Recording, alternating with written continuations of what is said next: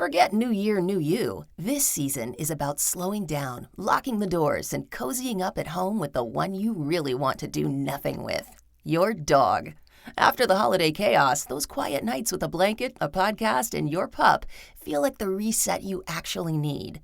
Ollie helps make those moments easier with fresh protein-packed meals made from real human-grade ingredients, so your dog can enjoy some quality comfort food too. Choose from 5 recipes and get a personalized plan for your dog's needs. Meals arrive perfectly proportioned with a scoop and storage container, so serving is fast and mess-free.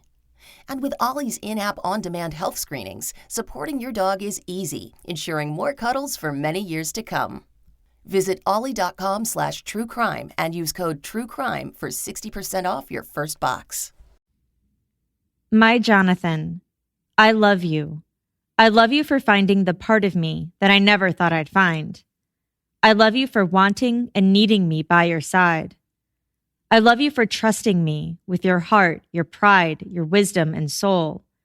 I love you for the intimate exchange we share. I love you for me being the one you choose to care for. I love you for hope and faith in our future together. I love you for giving me a new perspective on life. I love you for wanting to live for God. I love you for seeing more than my parts and pieces and loving all of who I am. I love you for believing in me and all that I have to offer. I love you for so many reasons. I've only written a few, but in all that years bring to us, I never want you to forget that you were made for me. I was made for you. Love, your first true love, Sabrina. It was Valentine's Day in 2014, and Sabrina Limon was writing a love letter to her boyfriend, Jonathan Hearn, which might sound like a nice, normal thing to do, but there were many unconventional things about Sabrina and Jonathan's relationship. Sure, Sabrina was 33 and Jonathan was 24, but that wasn't a big deal. The problem was that as Sabrina was writing this letter to Jonathan, she was married to her husband Robert of 14 years. Sabrina and Robert had met back when Sabrina was just 18 years old and living in Arizona. They now lived on Strawberry Lane in a small desert community called Silver Lakes in Helendale, California. Robert worked at BNSF Railroad and Sabrina worked at a local Costco. They had 2 small children, an 11-year-old boy and an 8-year-old girl. From the outside, it always seemed to neighbors and friends as though Sabrina and Robert's marriage was perfect. But within just 6 months of Sabrina sending that letter to her secret boyfriend Jonathan, one of the 3 people in this love triangle, so to speak, would end up dead. This is Jillian, and you are listening to Court Junkie, episode 40.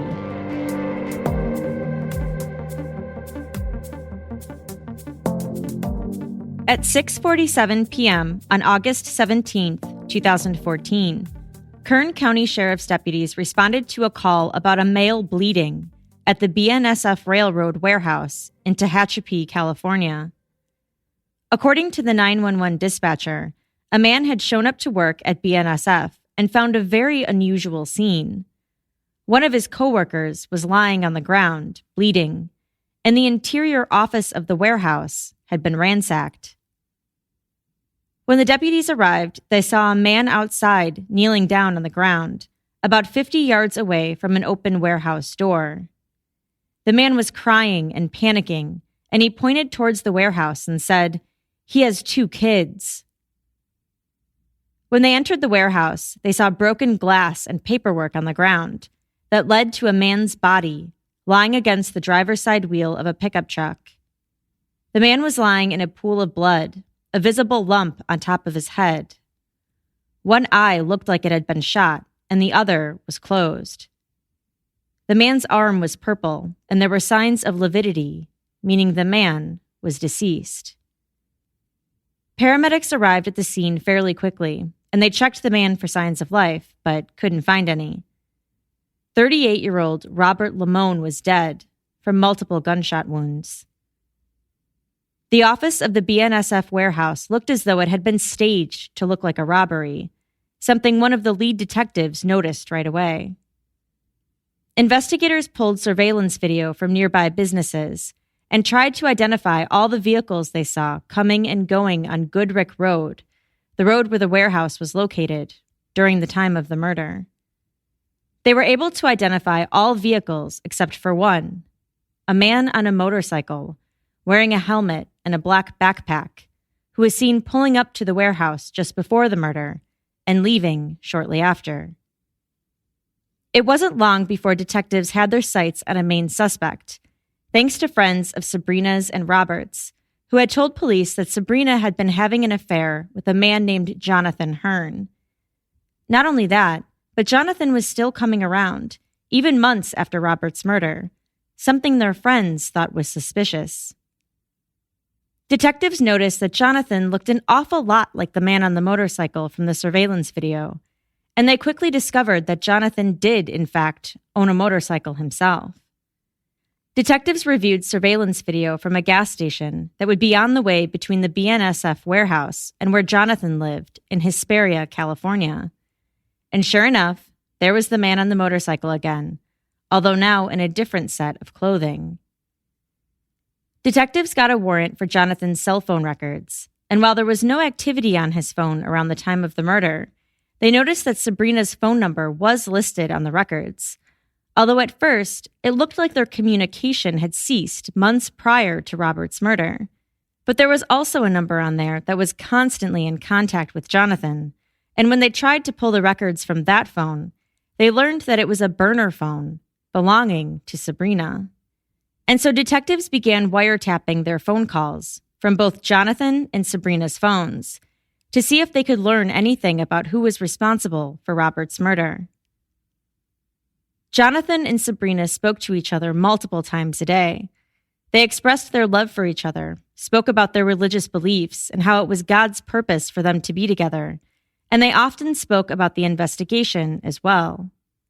The lead detective in the case, Detective Robert Randall Meyer, decided to start feeding Sabrina some information from their investigation to see if it would elicit some sort of reaction between Jonathan and Sabrina. On November 10th, Detective Meyer called Sabrina and told her that they had great news. They had found DNA from 2 drops of sweat at the crime scene. Sabrina responded, "Really? Oh gosh, that's great." After she got off the phone with Detective Meyer, Sabrina called Jonathan and told him about the DNA. Jonathan thanked her for telling him and said that he will, quote, keep praying for the whole situation. They then discussed what it could mean, and Jonathan said how he thinks you have to be in their system for them to match anyone to the DNA. A few days later, on November 17th, Detective Meyer called Sabrina again with more good news about the investigation. I've been sitting with me, going through some witnesses and stuff. And I was reviewing some video from the area about the time when the murder occurred. And about that time, we could see a motorcycle leaving the area, and it appeared to be a white male skinny that was leaving the area at the time around when the murder occurred. Also, I've been going through these secret witness tips, and I got a tip today that said that we should be looking at a subject named John, like a Jon, and this person possibly named Rob.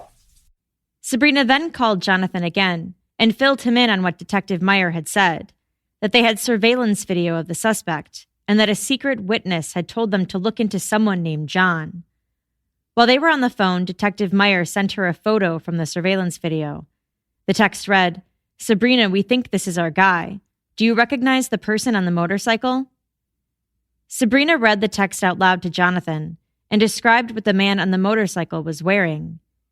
They began to pray together, and Jonathan said that he feels like detectives know about their affair and that they'll pull him in for questioning soon.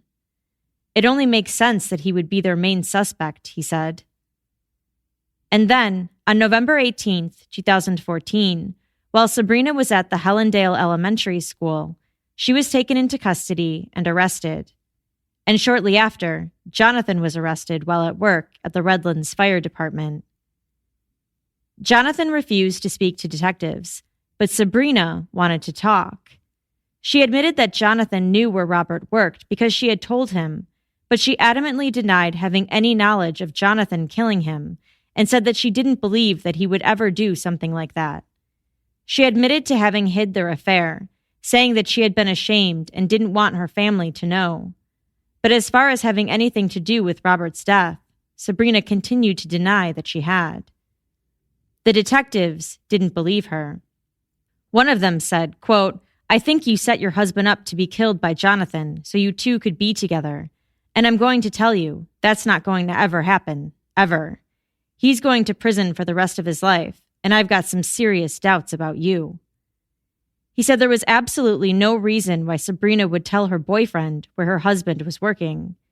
He asked her why she did that, and she didn't answer, only said no. Sabrina was put into handcuffs and booked into jail. But a few months later, she would be released. Citing not enough evidence to convict her, prosecutors dropped the charges against Sabrina.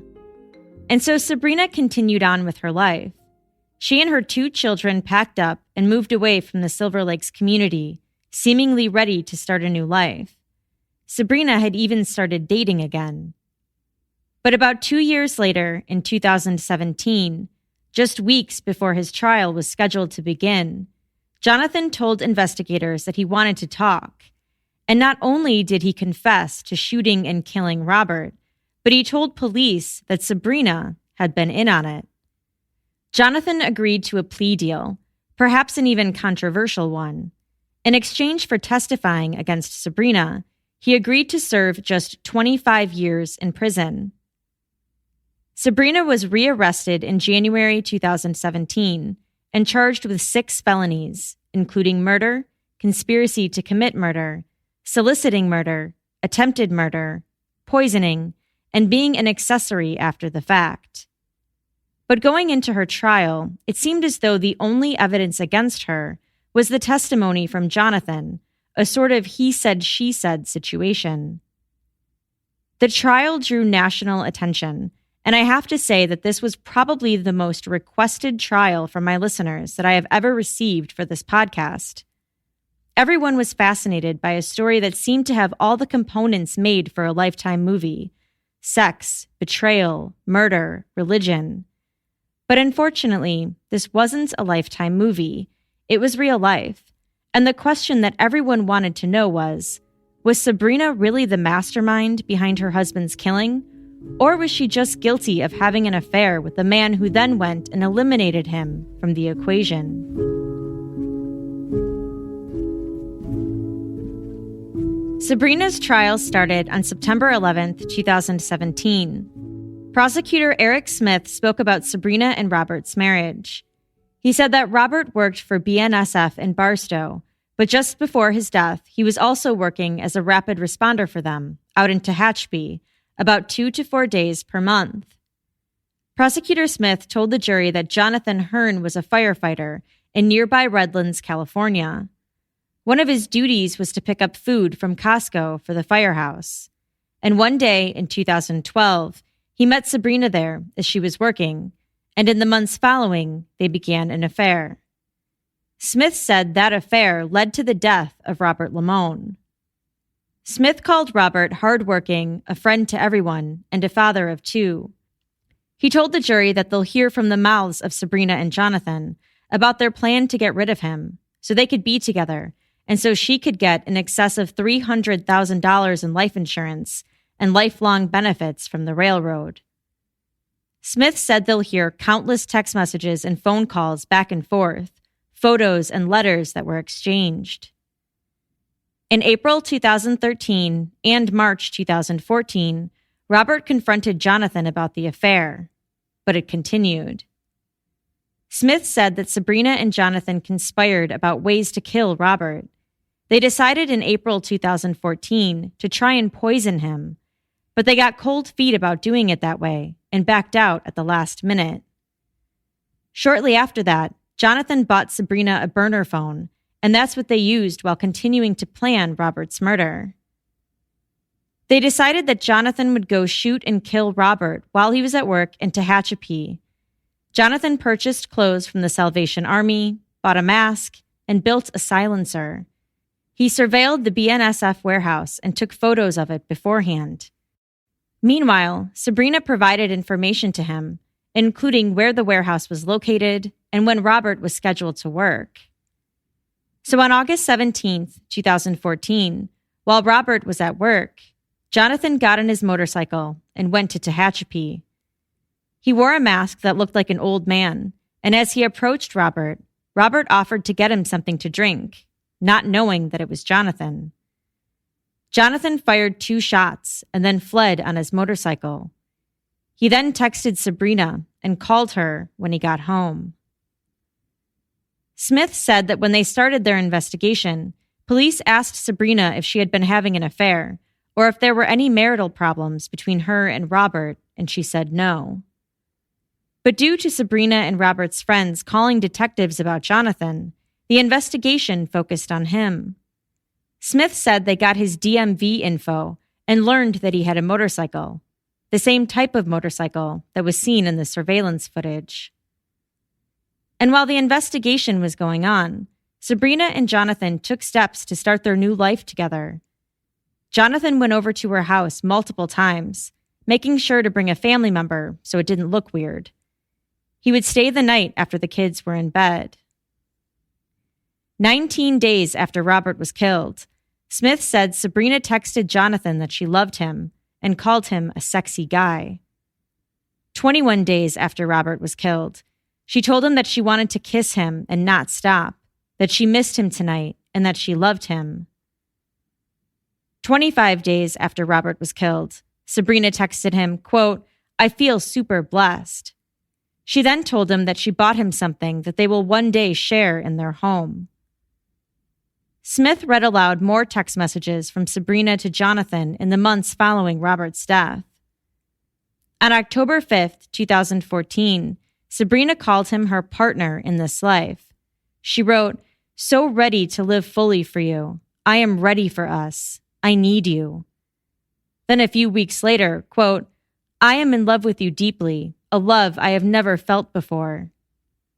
Prosecutor Smith repeated, "A love I have never felt before," and pointed out that she had been with her husband Robert for well over 10 years. He said the evidence will show that Robert was killed for money and to replace him as the father. This was their plan. This was their purpose. He asked the jury to find Sabrina guilty beyond a reasonable doubt. In his opening statement, Sabrina's attorney, Richard Terry, said the evidence will be what is presented at trial and not the prosecutor's words. He said this isn't a love triangle, that it's more like a love polygon, that it has so many sides that it's not limited to just 3 people. Terry also went into detail about Sabrina and Robert's marriage, saying that Sabrina met Robert when she was 18 and married him when she was 20. They moved from Arizona to California and a few years later had a son. A few years after that, they decided to have an open marriage, and they got involved in partner swapping, and they were a part of a swingers group.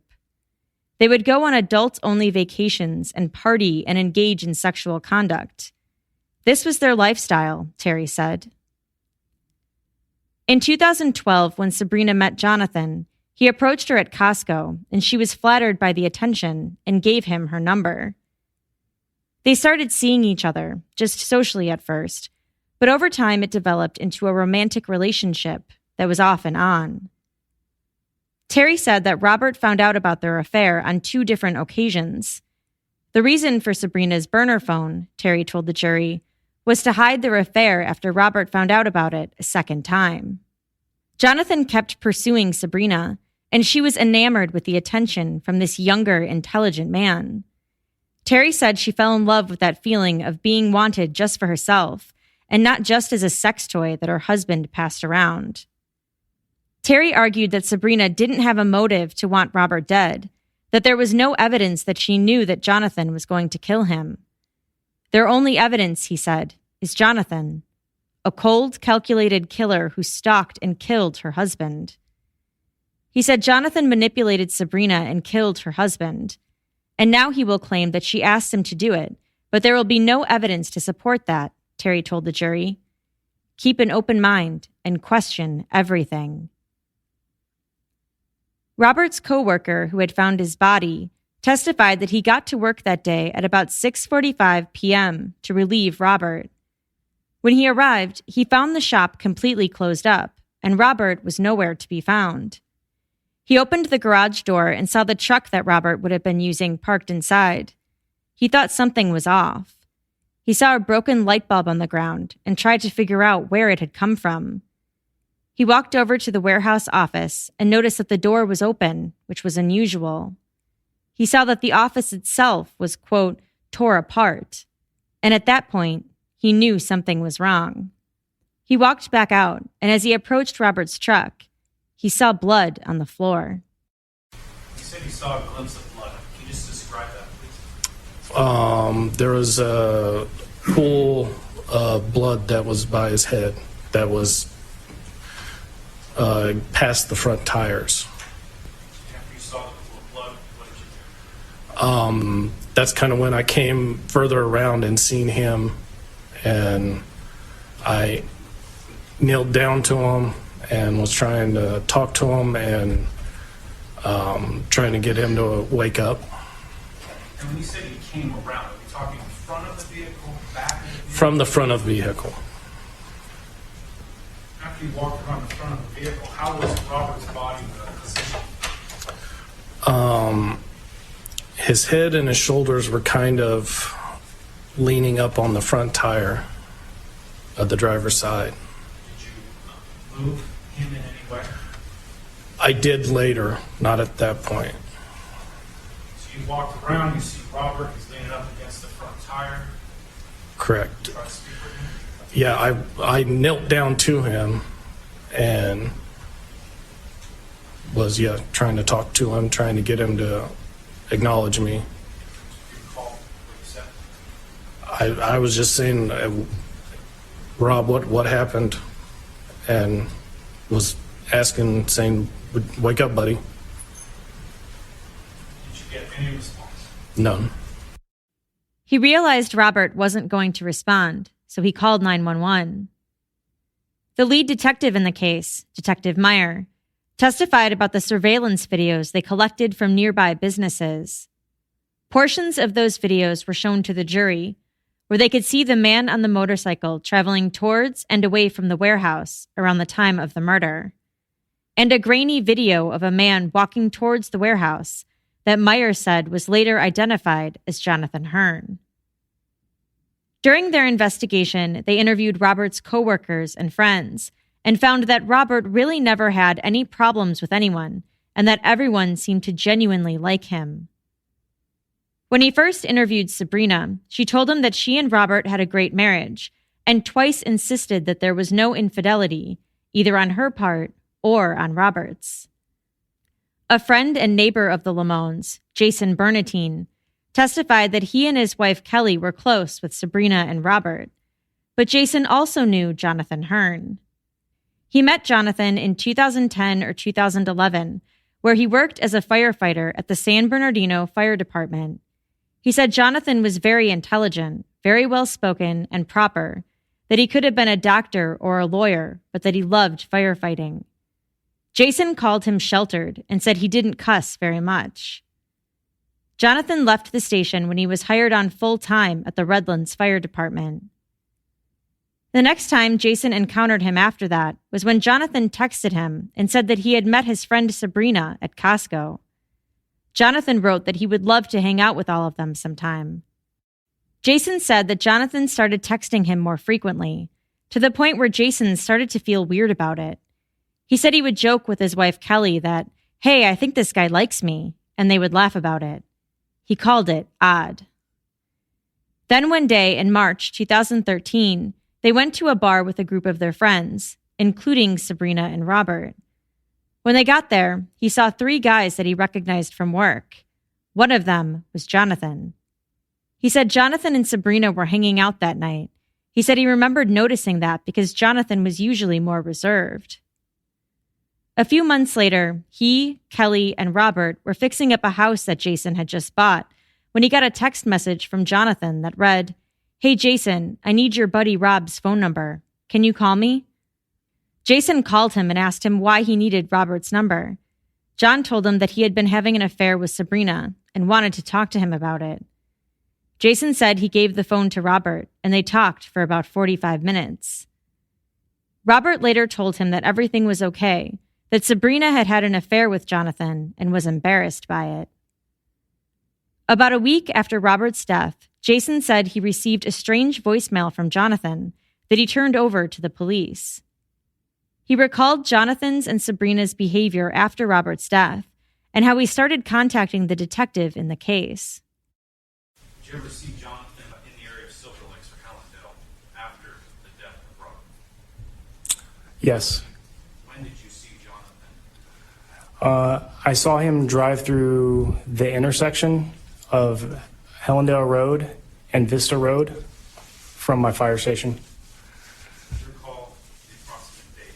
How long after Robert's death? I don't. It was sometime within the 2 to 3 months after Rob's death.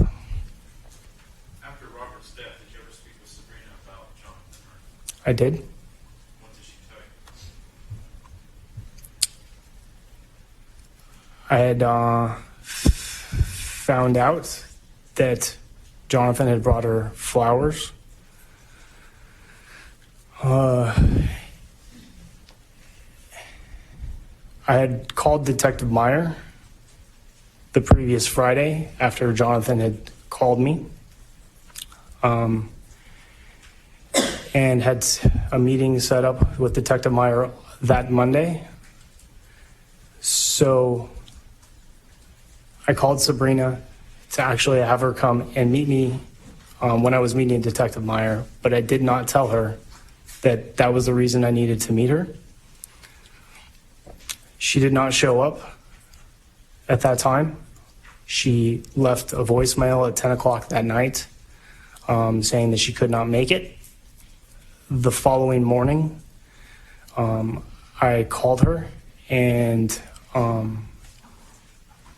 I had not decided if I was going to tell her that I had talked with Detective Meyer or not. But I did want to address the fact that Jonathan went to her house, and I told her that I did not trust Jonathan, that he had tried to use me in the past to get close to her. And I told her about the text messages he was sending me to try to invite him out to Silver Lakes. At that time, she told me that she doesn't have a right to turn anyone in her life away, and that she gets that guy. At that time, I decided I was not going to tell her that I had talked to Detective Meyer.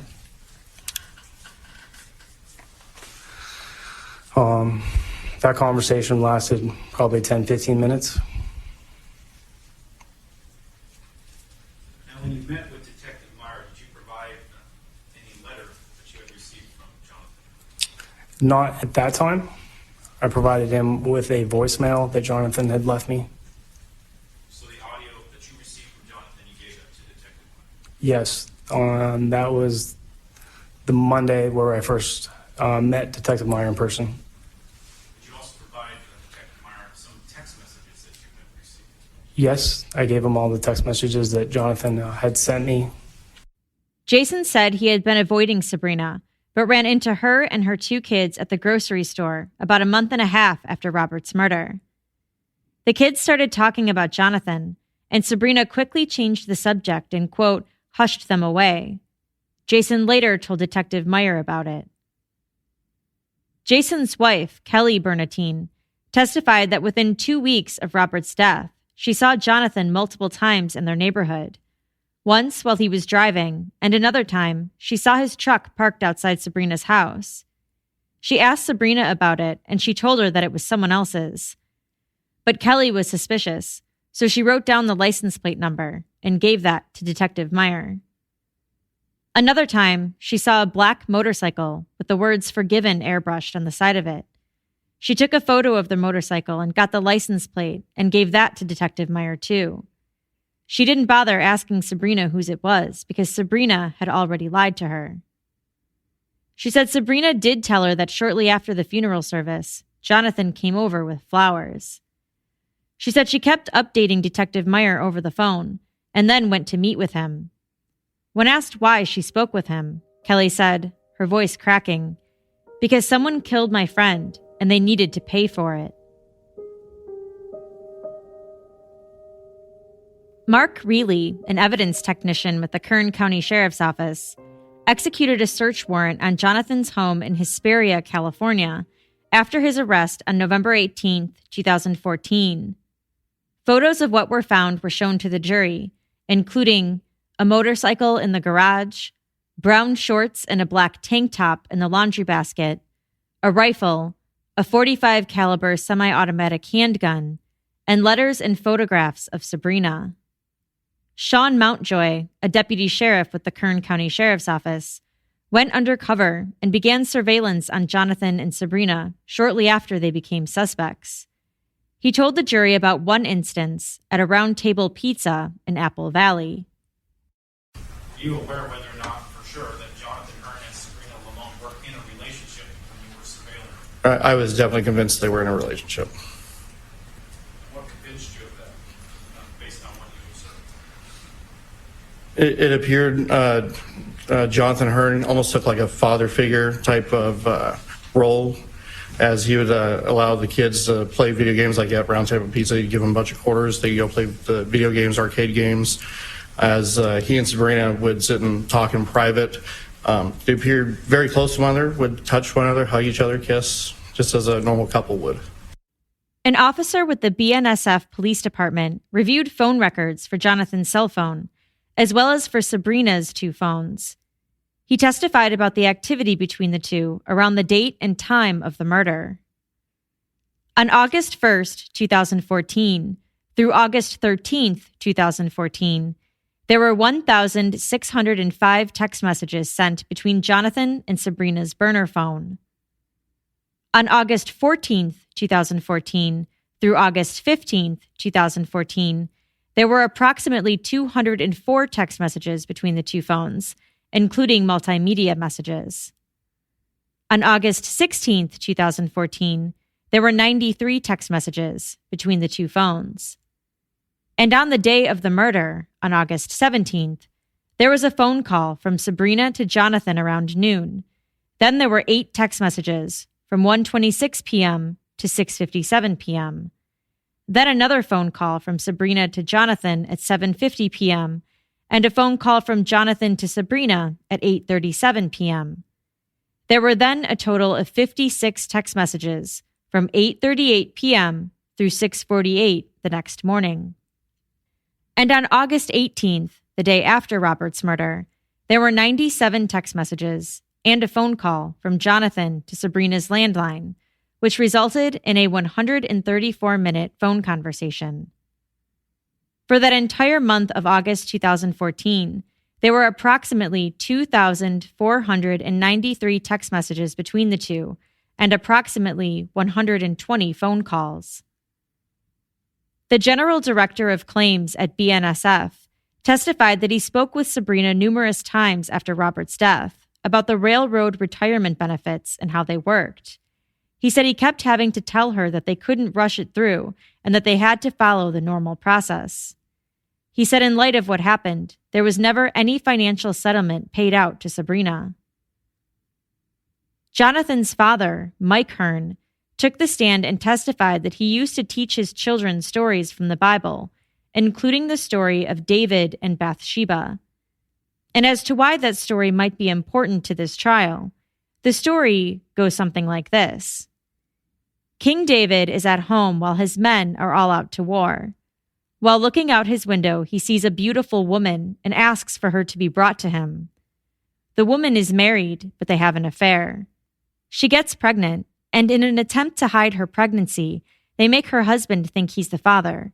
And then King David has the husband killed in battle.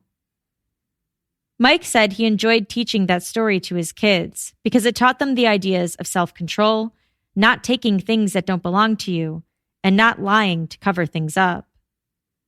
After Jonathan was arrested, police told him that Jonathan had been talking about that story. He said he believed that his son could have had an affair and was capable of doing things he shouldn't do. Senior Deputy Tommy Robbins testified that he responded to Sabrina's home to execute a search warrant. Among the items seized were BNSF financial documents, a life insurance statement for Robert Limon in the amount of $300,000, and various deposit slips from her bank, totaling more than $307,000. Sergeant Brandon Rutledge testified that after Jonathan's arrest at the Redlands Fire Department, a firearm was seized from his truck, and a black backpack was taken from his work locker. We'll see what Jonathan Hearn himself has to say about everything, right after this quick break. If you're like me, your favorite part of going to the mall as a kid was stopping by Mrs. Fields. I remember my mom would always reward me with a Mrs. Fields cookie after having to tag along with her to store after store, but it was always worth it in the end. Stopping by Mrs. Fields will probably be your favorite part of going holiday shopping this year, too. Something about that first soft bite of the perfect chocolate chip cookie just makes you feel like a kid again. This holiday season, you can give your friends and family that same feeling of pure joy with the holiday gift arrangement from Mrs. Fields. Mrs. Fields cookies have been around for 40 years. Everyone knows and everyone loves them. Remember the very first time you had one? It's like you finally knew what a chocolate chip cookie should taste like. And again, if you're at all like me, you probably tried to emulate that with your baking, but always seemed to fall short. My absolute favorite cookie at Mrs. Fields is their soft, chewy peanut butter cookies. Or maybe their frosted cinnamon sugar cookies. Those are really tasty. Or maybe they're butter cookies. Anyway, they're so soft and chocolatey, just thinking about those cookies makes my mouth water. And Mrs. Fields cookies are freshly baked and ready to enjoy right out of the box, so everyone can have what they've always wanted right now. And now that your mouth is probably watering, here's an exclusive deal for my Court Junkie listeners. Go to mrsfields.com, click on the microphone on the upper right-hand corner, and enter code JUNKIE to get 25% off Mrs. Fields' best-selling Peace, Love, and Cookies tin. You get Nibbler's bite-sized cookies, brownie bites, and more.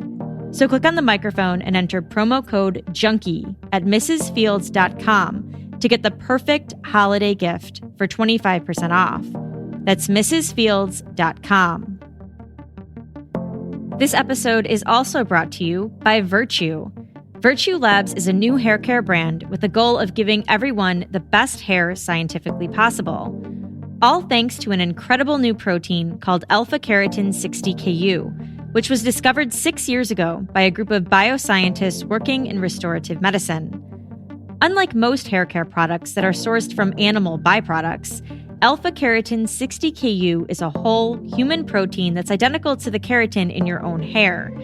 As a result, it has the power to resurface and fill in cracks from damage to change your hair's quality and appearance forever. That means more bounce, more shine, more strength, and more life for your hair. And now, you can only find it in Virtue Labs' line of shampoos, conditioners, and styling products. Not to mention, each Virtue Labs product is formulated to address specific issues, like heat damage, frizz, or thinning hair. And no joke, you'll notice a difference after the first wash. You may have seen me post about it on Instagram. I've been using Virtue for quite a few months now, and I am absolutely obsessed with the way my hair looks, feels, and even smells. My favorite product is the Perfect Ending Split End Serum, which I swear makes a huge difference. So if you're ready to experience it, my Court Junkie listeners can now try Virtue at 10% off and get free shipping with the code COURT. Visit virtuelabs.com to place your order. That's virtuelabs.com. It's time to start treating our hair with a little more humanity. It's time for Virtue.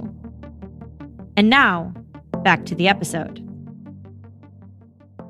Jonathan Hearn walked into the courtroom wearing a sport coat, a tie, and handcuffs that clinked whenever he used his hands. He said he was 27 years old now, was arrested at 24, and first met Sabrina when he was 22. He described meeting and ultimately falling in love with Sabrina.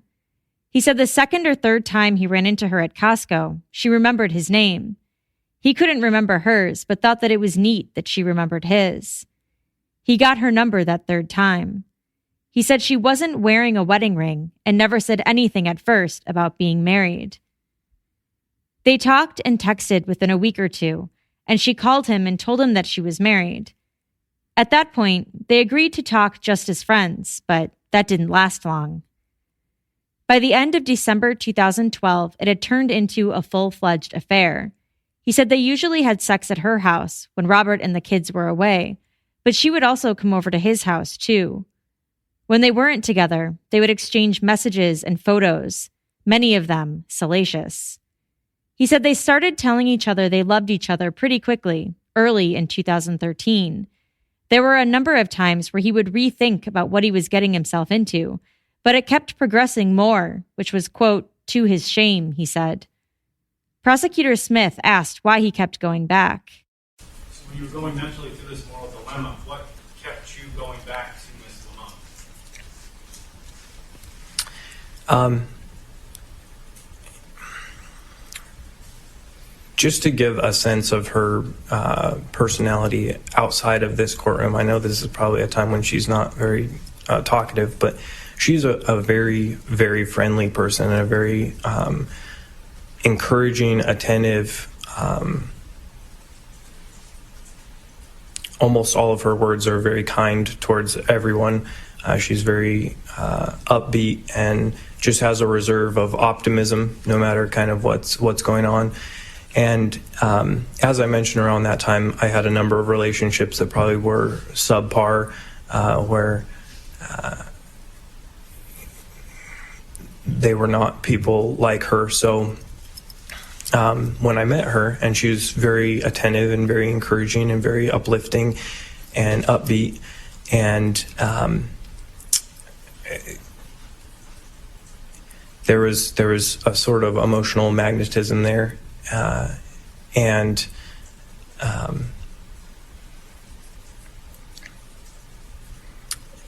I know in most affairs you would assume it's a sexual draw or something along those lines. And with her, while we were engaged in that, there was a lot more than that. It was I would say early 2013.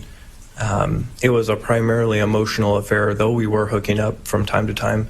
I just found her to be a very entrancing person. He said he received a phone call from Robert in March or April 2013, after Robert had come across some of his text messages to Sabrina. So about a week later, he contacted Jason Bernatine to ask for Robert's number. He and Robert talked, but Jonathan said he didn't confess to a full-on affair, only that they had a pretty serious emotional affair, and he apologized. An entry from Jonathan's journal on April 22, 2013 was shown to the jury. In it, Jonathan writes about how the affair was discovered and the emotions he felt, recognizing that he had, quote, crushed, disrespected, and hurt Mr. Limon. He wrote that in spite of his attraction to Sabrina, ultimately he had to go through missing her in order to undo what he had done. Quote, I begged Robert's forgiveness and prayed for his salvation. God has shown me grace. Shall we continue in sin that grace may abound? No way.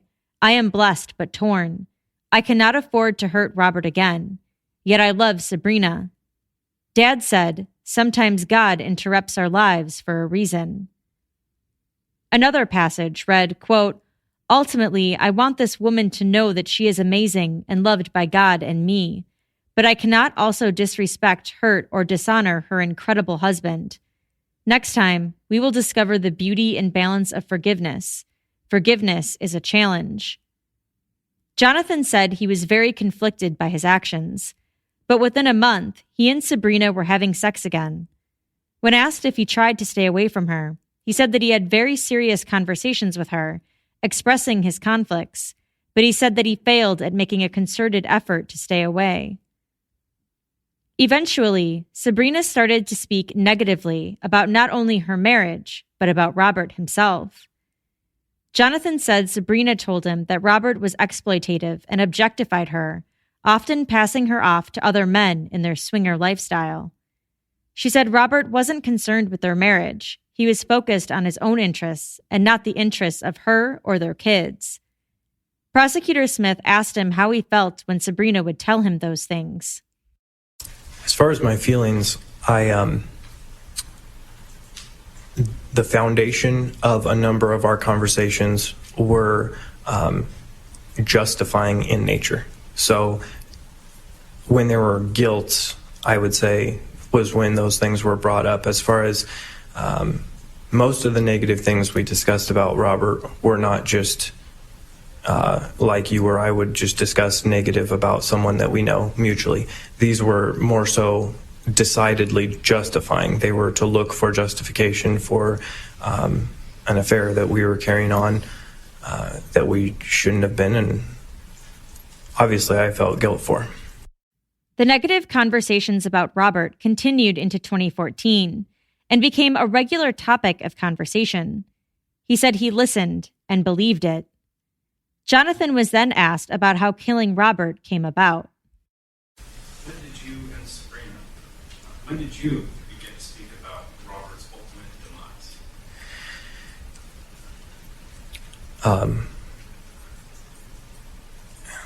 I believe it was towards the end of 2013 or beginning of 2014. And who did you have those conversations with? Sabrina. How did they progress from early 2012, early 2013, where nothing negative is said about Robert, to where there's some complaints, to where ultimately his demise is planned? You know, I distinctly remember it coming up in conversation as a joke at first. And I don't remember who mentioned it first, honestly, but I remember by the end of 2013, early 2014, somewhere in there, it definitely turned from humor into something that actually began to materialize. He said they then started talking about getting married. Was there also a plan in place what to do once he was gone? There was. We discussed crime concealment as far as not getting detected in the first place, but then we also did discuss a future together around that time, discussing more seriously a marriage in the future. And that's my question. What was the plan for your relationship once he was gone? To, in time, marry and continue to live our lives together. Did you settle on a method to kill Robert initially? Yes, I did. What was the initial method that you decided upon? Poisoning. Did you have any other methods in mind? Briefly considered some others, yes, but And when you came up with these methods, was this by yourself or in conjunction with Ms. Limon? in conjunction with Sabrina. How did these conversations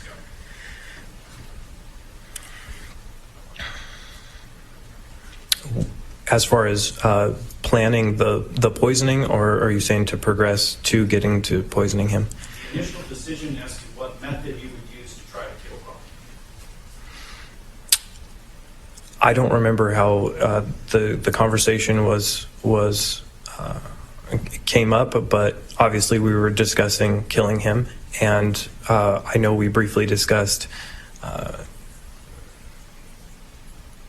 She asked me how I thought would be best, and we discussed, I believe, car accident and fire, and quickly skipped over those and arrived at poisoning, and then did a significant amount of discussion and planning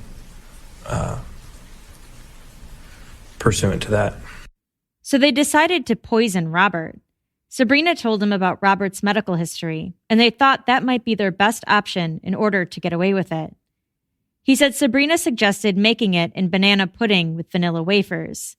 He purchased arsenic online under an alias and had it sent to his grandparents' commercial art studio. Receipts of his purchase from March 2014 were shown to the jury. Also shown to the jury was an internet search Jonathan had done, in which he searched for how soon after a person dies does a life insurance policy pay out? Jonathan testified that he was getting that information for Sabrina while they were planning. Jonathan said he made banana pudding with vanilla wafers and put it in a large Tupperware container, as if for Sabrina's whole family. He then made a separate, smaller container with a single-size serving that Robert could take to work. He laced this batch with arsenic and gave both to Sabrina. He said Sabrina told him that she put it in Robert's lunchbox for his next shift the next day. But on that day, Sabrina and Jonathan spoke on the phone. They discussed how they were concerned about being tracked through their cell phones if Robert died then. So Sabrina said she called Robert at work and told him that the bananas had gone bad and to not eat the pudding. Afterwards, they got Sabrina her burner phone. As for why Sabrina didn't just want to divorce Robert, she told Jonathan that her friends and family would side with Robert and that she didn't want the kids to live in a dual household. She told him that Robert would rather be dead than divorced, and that losing her would essentially kill him.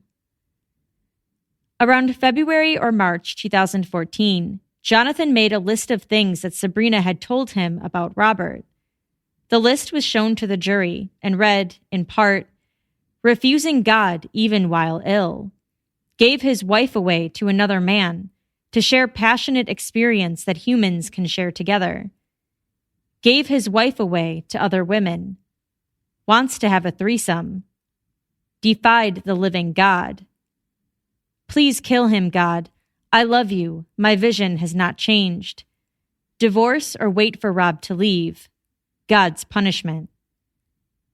By the time he wrote that, he said he had a, quote, frank disgust for Robert, which led him to be dismissive of his life. He and Sabrina then decided that Jonathan would just approach him at work and shoot him. He detailed Sabrina's contributions to their plan. Now, when you're planning or lead up to the second attempt, what information did Sabrina provide you? Well, she described the facility for me because I didn't have knowledge of the layout or whatnot. So she expressed that it was a industrial building at the end of a long road, and its proximity to some houses nearby. Or no, correction, she didn't tell me that part. She just said it was an industrial facility at the end of a long road. And then she offered to find me pictures of the facility that she thought she had from before. Later on, shortly before, she described the office layout and the interior. She verbally described the interior to give me a kind of an idea of what to expect inside. She gave me some other sort of heads up or advice on avoiding detection, as far as she told me that the responder vehicles at the location had recently installed forward-facing cameras on the utility trucks, and just obviously to avoid the front of the truck.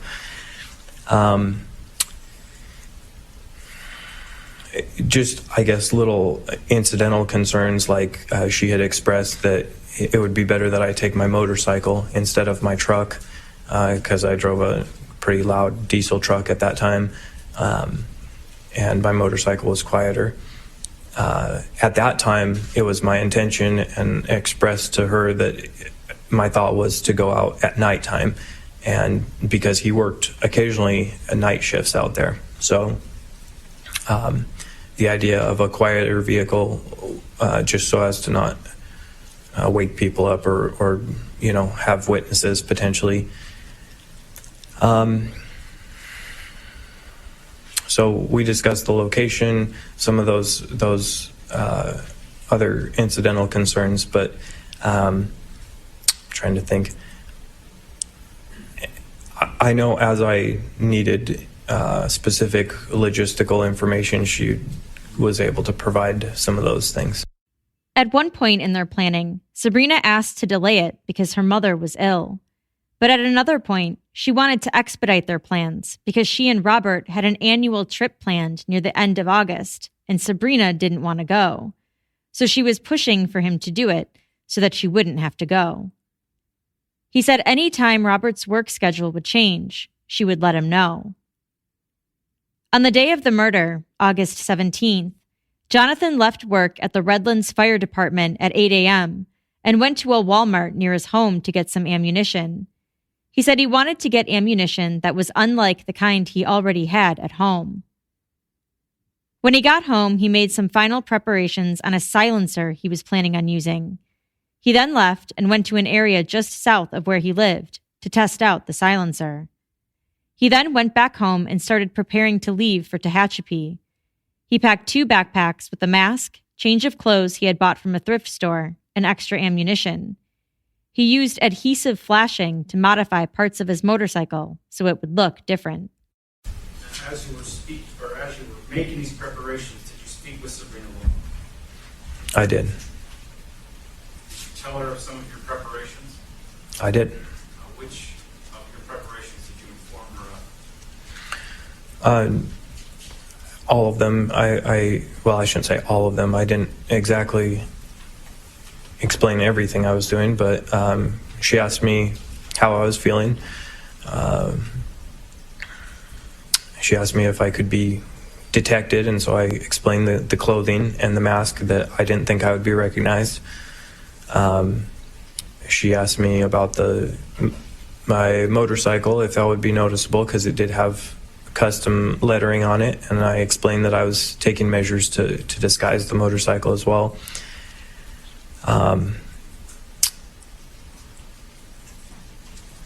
I don't remember the intricate details. I remember that as I was working, I was speaking to her on a hands-free mode, so my mind was with some of my work, probably more as opposed to paying full attention to our conversation. But I do remember having a lengthy conversation with her that morning. Did she express any other concerns, whether it be for whether or not you'd be detected, your safety, anything of that nature? She did. One thing she mentioned in that conversation was just to be careful, because she knew that, or she told me that Robert would likely put up a fight and could fight.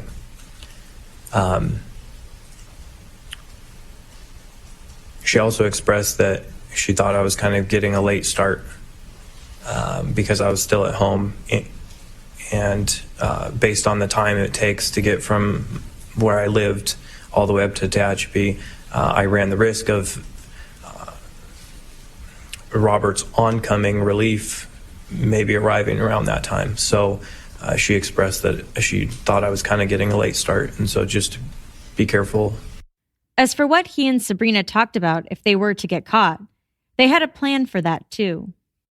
What did you and Sabrina talk about in the context of avoiding detection once an investigation was started?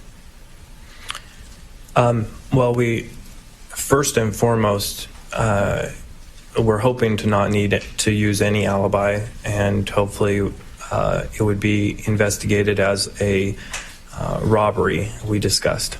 But in the event that investigation was pointed at her, I encouraged her not to mention our affair at all, just because that would obviously open a room for scrutiny. But in the event that they did discover me and her and that we had had an ongoing affair, our agreed upon alibi was that any indicia of like us being sneaky about anything was more so to hide the fact that we'd been having an affair, as opposed to anything more than that. After he left his house that day on his motorcycle, he went to Robert's work at BNSF. He didn't take his cell phone with him, so it wouldn't be traced. He had trouble finding the building, so he almost decided to call it off. He was getting ready to leave when he saw Robert drive in and open the BNSF garage door. He said he was eager to get it over with, even though he struggled with the thought of senselessly taking someone's life. But although he couldn't explain it, he said he felt like it had to inevitably be done. He said a prayer and watched Robert for a while. He then entered the building. At that time, Robert came out from the office. He had been in the office area, which is in the back corner of the garage. And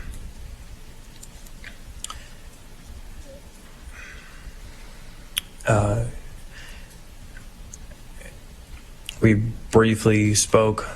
I don't have distinct recollection right now. What distance were you from Rob when you saw him? Within 10 feet. You said that you had a mask with you. Were you wearing the mask at that time? I was. What did the mask look like? Just an older man appearance. Where were you at when you spoke with Rob? In the entrance, near the entrance of where the garage door was. Where did you proceed from there? Down the north side of the truck that was parked there in a little walkway. He went to retrieve some things, and as was my intention, I went to pull out a firearm. However, the gun kind of was, or the silencer was kind of stuck in the corner of the backpack that I had. So,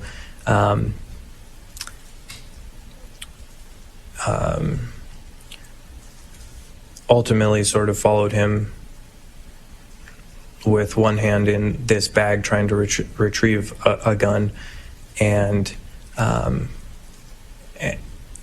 at some point he turned around, which was around the time when I fired the first shot from within the bag. Jonathan identified the handgun in court. After you fired the first shot, what happened to Robert? He fell seemingly mortally wounded. After he fell, what did you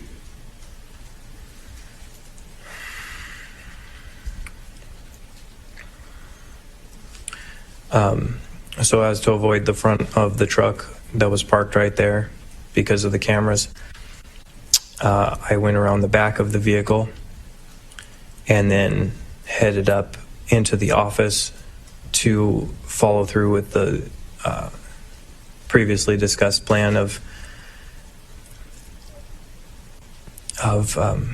sort of overturning the interior of the office and making it look like a robbery. Jonathan looked down as he spoke. He said he ransacked the office and put some papers and a laptop into his backpack. But as he was about to leave, he had second thoughts about whether Robert was really dead. I headed for the entrance again so as to exit. But previously when I had shot Rob and he fell, he had exhaled in a way that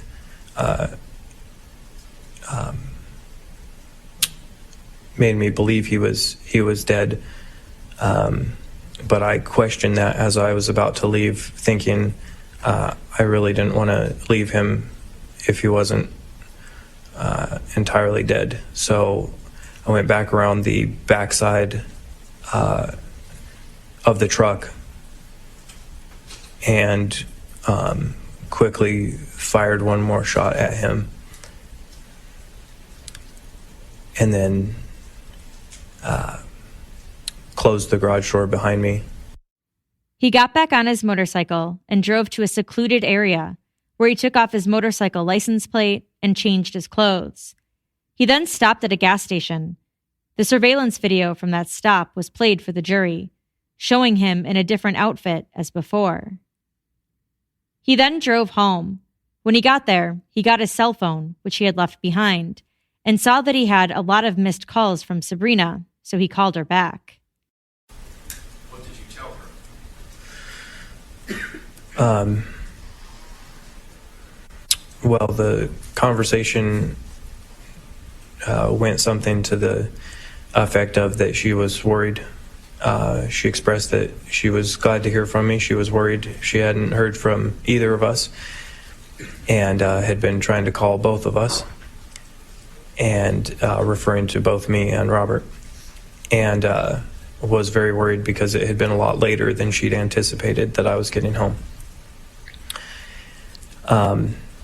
She wanted to make sure I was okay, and I did express that I don't remember the exact words that I used, but that I had done it, and that everything was about to change. All the preliminary discussions that we had had about anticipating all the pressure that was about to be applied as far as to her life. And so I seem to remember making a couple encouraging or attempts at encouraging remarks, just to be strong kind of thing. He destroyed the laptop and drove it to a dumpster in the back of an industrial building.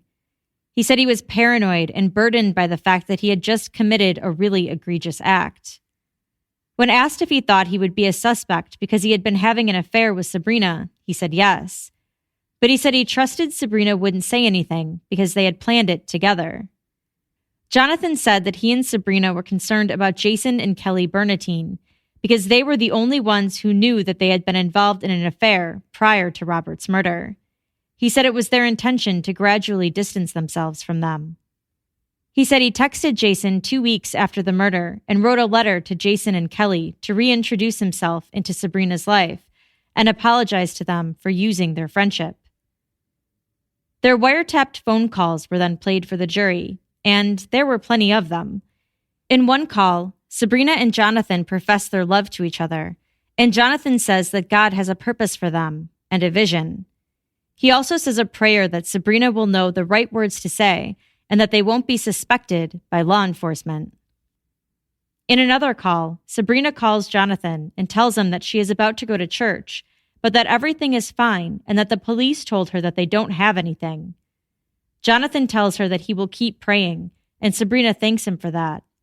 Jonathan tells her that God will save them. Jonathan testified that he spoke with Sabrina again later after that call, and that they had shared a mutual excitement over the fact that it seemed like the police were not suspicious of their involvement. But that excitement was short-lived. In regards to the November 10th phone call, where Sabrina calls Jonathan after hearing from Detective Meyer that DNA was found at the scene, Jonathan testified that his stomach, quote, hit the ground when Sabrina told him that. He said he asked her in the call to meet up with him because he was starting to get suspicious that their phones were being tapped and that the DNA collection story may have been a ruse to get them to talk on the phone. Later, they talk again, and Jonathan tells her that he thinks it's suspicious that Detective Meyer couldn't tell her more about the DNA process. He said he's bothered by the way the detectives are treating her and keeping her out of the loop. He says he can't help but think that the detectives saw their phone records and knows that they are involved. Sabrina says that's so crazy, and she can't believe it. They ask God to guide the investigation, and Sabrina says, I just want to live for God and for his purpose. The next day, Jonathan calls Sabrina and tells her that he saw a truck with 2 people who looked like cops in her neighborhood as he was driving there. He said they were obviously on the lookout, but he doesn't know what for. He said he thinks he might be paranoid, but the whole thing was weird. He tells her he's going home and not coming over. A few minutes later, Jonathan calls her again, from a Skype phone number he had connected to his iPhone. He tells her that he's still coming over. She asks him to hide his truck when he comes and to park at the neighbor's. He tells her that he thinks his phone is being tapped and that hers might be as well. Jonathan testified that he called Sabrina back from that Skype number because he was hoping that if his phone number was tapped, the police would think that he was going home, meaning he could come over undetected. Jonathan told the jury that he and Sabrina talked about the investigation a lot, whether the police had any evidence, whether their phones were being tapped, and whether they really did have DNA. He said they replayed the scene and thought about if there were any ways he could have been detected, or if there were any witnesses. He said they were beginning to realize that they were becoming the suspects. He said they weren't very street smart and were obviously taking the bait that was being set for them. He said the police investigation was very effective in that degree. Jonathan said that he and Sabrina had discussed not talking about the murder over the phone, that they agreed that they would only acknowledge their affair. Another phone call from November 13th was played for the jury. Sabrina calls Jonathan and tells him that she slept so super amazing. "Thank you, God," Jonathan said, and Sabrina repeats it. "We have so much to be thankful for," she says. She tells him that she feels good and at peace. "I really do," she says. Jonathan testified that during this time period, he was spending more and more time with Sabrina and her kids. They would go to dinner, go to the park together, on hikes, and to the beach. Jonathan testified that during the November 17th calls, when Sabrina tells him that Detective Meyer had the surveillance video of the man on the motorcycle and the secret witness tip telling them to look into a man named John, he was initially devastated. He said when he heard the description of the surveillance photo, he practically collapsed and said that he felt that they were closing in on him. He said he knew then that they were being recorded. After that initial impression that they were probably closing in on me, and I would say probably a majority of the phone calls from this night were fortified with the awareness that I was speaking to an audience, specifically this jury. Or rather, I should say, potentially my own jury. In their next few phone conversations on November 18th, Jonathan tells Sabrina that he saw police vehicles in his neighborhood and says, "Clearly they're down here." He says he would appreciate her prayers and that all they can do is pray. "This is so unreal," Sabrina says. She tells him that Detective Meyer hadn't yet called her back, and Jonathan says he's sure they're more focused on him now. "It's okay, it's part of the process," he says. He tells her that he's planning on talking to an attorney. But they were both arrested a few hours later. On cross-examination, Sabrina's attorney, Richard Terry, brought up the fact that nothing Jonathan testified to could be used against him because of his plea deal. He also attacked Jonathan's testimony about having tried to poison Robert with the banana pudding. He said that Jonathan had said numerous times that Sabrina was a good mom, yet he was telling the jury that she had put poisoned pudding into her refrigerator at home, where her children could possibly be exposed to it. Jonathan had also testified that Sabrina told him that she had called Robert at work and told him not to eat the pudding. Terry asked Jonathan if he was aware that there were no phone calls from Sabrina to Robert's work during that time. Jonathan said no. Terry said the only evidence that corroborates Jonathan's testimony were deleted Gmails that police were never able to find. He asked if Jonathan will be about 50 years old when he's released, despite the fact that he committed cold-blooded murder. "That's correct, sir," Jonathan said and looked down.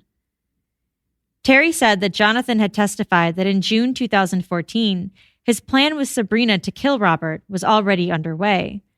Yet he showed the jury a list of text messages that Sabrina had sent to Robert during that time, where she tells him that she loves him, tells him she hopes he's having a good day, and calls him Bear.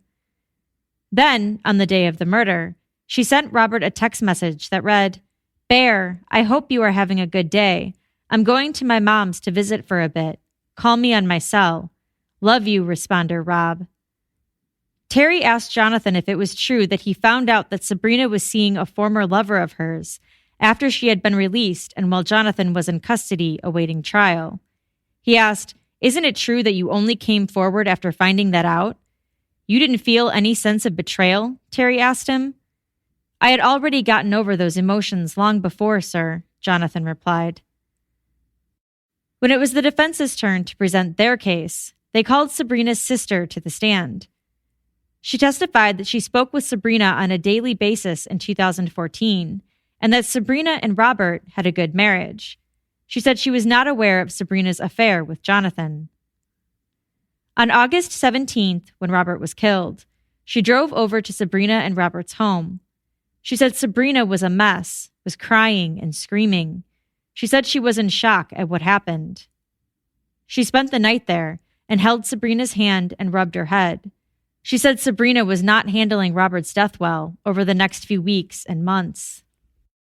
Was Sabrina, from your observation, struggling with dealing with Robert's death? Yes. She wasn't eating. I went over there every day, and I took off work, and she was not doing well. She would collapse on the floor when the kids would be asleep, and I'd have to get her up off the floor. I'd dress her. She was a mess. Sabrina and Robert's 2 children, who I'm not going to name, also took the stand. Their daughter, now 10 years old, testified that she loves her mom, and she recalled for the jury the day her dad died. She said both she and her brother were already in bed when she heard her mother screaming. She and her brother went to go see what was wrong, and they found Sabrina on the floor, crying. Their son, now 14, also testified for Sabrina's defense. When asked about Jonathan, he told the jury that Jonathan tried to act like his dad. He said Jonathan had talked to him about guns a couple times, but that he never told his mom about that. Asked if he liked Jonathan, the boy said yes. Prosecutor Smith didn't cross-examine either child. The defense then presented another witness, another married woman named Jennifer, who exchanged flirtatious text messages with Jonathan during the time he was having the affair with Sabrina. Jennifer said they met online and that Jonathan was very well-spoken, smart, and charming. She testified that Jonathan complimented her and flattered her. She said they only met once in person and that their relationship was innocent. And then Sabrina Limon testified. She testified about her marriage with Robert and about their swinger lifestyle. When talking about Jonathan, she said he was different than anyone she had ever met before. She called him intelligent and said that he was like a human dictionary. She said that at the time, it felt like she had the best of both worlds, with Robert and with Jonathan.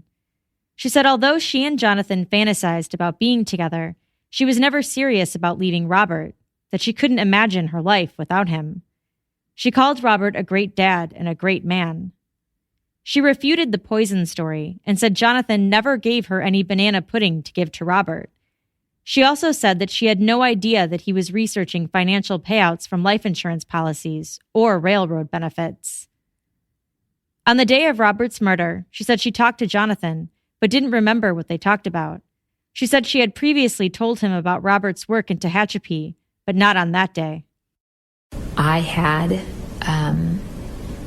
told him about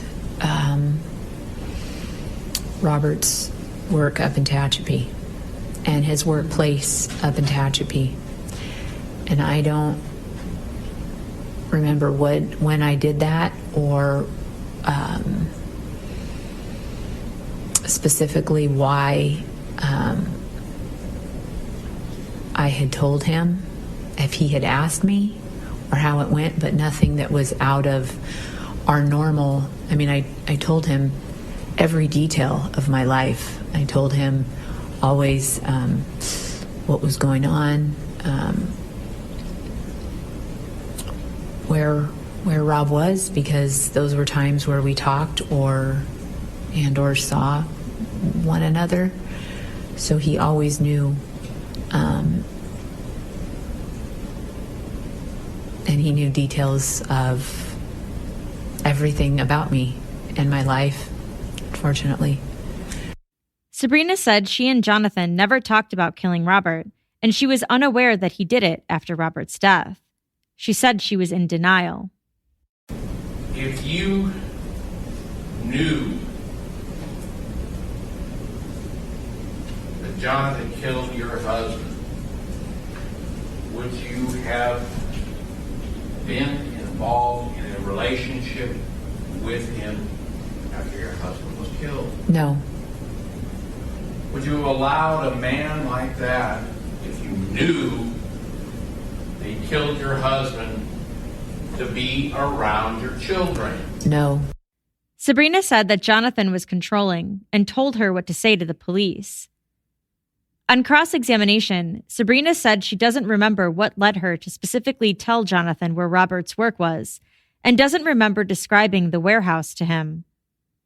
Prosecutor Smith asked her about her day on the day that Robert was murdered.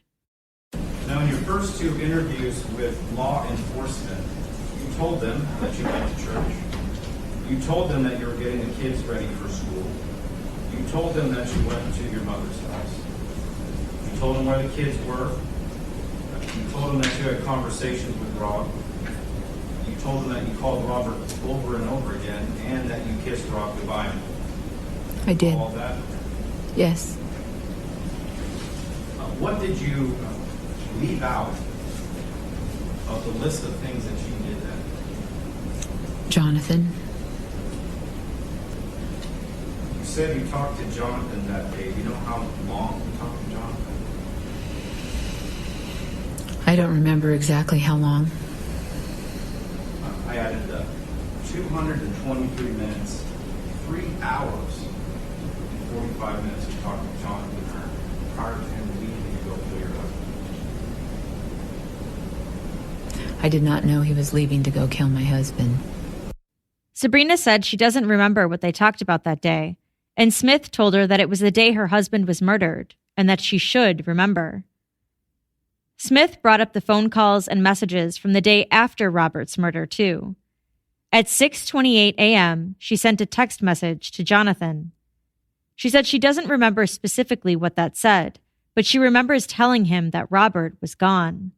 Smith pointed out that she continued to text message with him that day, 12 times after that, and asked why she would keep text messaging him after telling him that her husband was dead.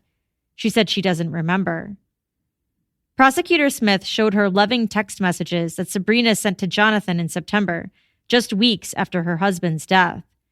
She said her mind was scrambled and lost.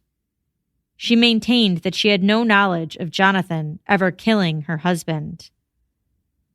The jury of 9 women and 3 men deliberated for about 5 hours before returning their verdict. Guilty of first-degree murder, solicitation of murder, conspiracy to commit murder, and accessory to murder. They found her not guilty of the attempted murder of trying to poison her husband. Jonathan Hearn is scheduled to be sentenced on November 17, 2017. After the trial, Sabrina replaced her attorney and requested that her sentencing be delayed. The judge granted that request, and she is now scheduled to be sentenced on February 16, 2018. She faces 25 years to life in prison. And that's all for this episode. A special thank you to today's sponsors, Mrs. Fields and Virtue Labs. As a reminder, Virtue Labs is a new hair care brand with the goal of giving everyone the best hair scientifically possible via an incredible new protein, alpha-keratin 60KU. Alpha-keratin 60KU is identical to the keratin in your own hair and has the power to resurface and fill in cracks from damage, meaning more bounce, more shine, and more life for your hair. And now, you can only find it in Virtue Lab's line of shampoos, conditioners, and styling products. If you're ready to experience it, Court Junkie listeners can now try Virtue at 10% off and get free shipping using the code COURT. Visit virtuelabs.com to place your order. That's virtuelabs.com. So what are your thoughts on today's case? Do you think Sabrina helped plan the murder of her husband? Do you think Jonathan's plea deal allowing him to potentially get out of prison by the time he's in his 50s is fair? What are your thoughts on deals like that in general? Let me know by joining our Facebook discussion group, which you can get to by going to courtjunkie.com/Facebook. You can also find me on Twitter at courtjunkiepod, on Instagram at courtjunkie, or you can email me at podcast@courtjunkie.com. And if you go to courtjunkie.com/support, That will redirect you to my Patreon page, where you can donate as little as $1 a month to this podcast and get access to early ad-free episodes. That's courtjunkie.com/support. Thanks again for listening. Until next time.